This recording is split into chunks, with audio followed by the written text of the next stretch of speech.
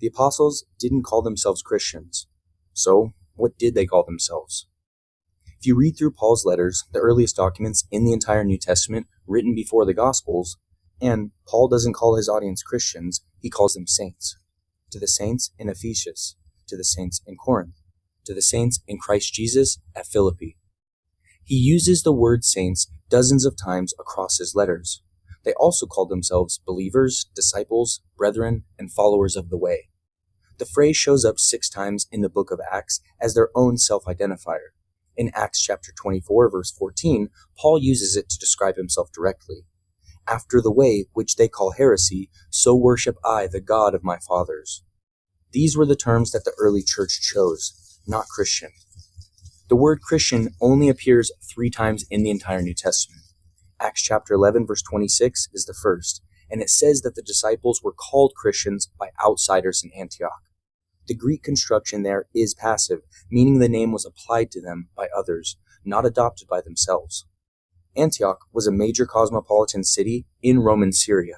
The surrounding population started calling these Christ people, likely as mild mockery, possibly as a neutral descriptor.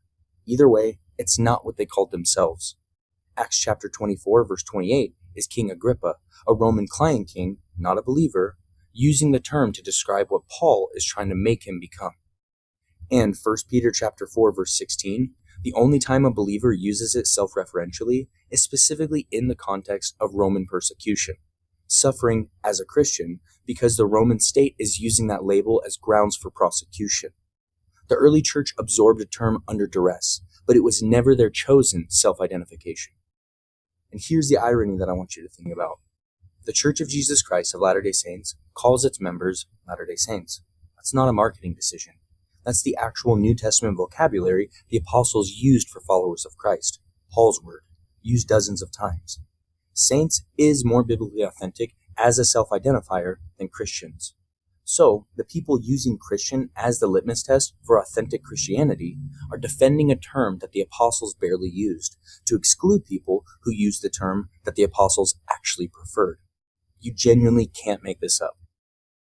The term being used to exclude Latter-day Saints wasn't even the early church's own term, but let's grant the argument its strongest possible form and deal with the theology, because that's where the real case has to be made when you're dealing with sola scriptura-ites.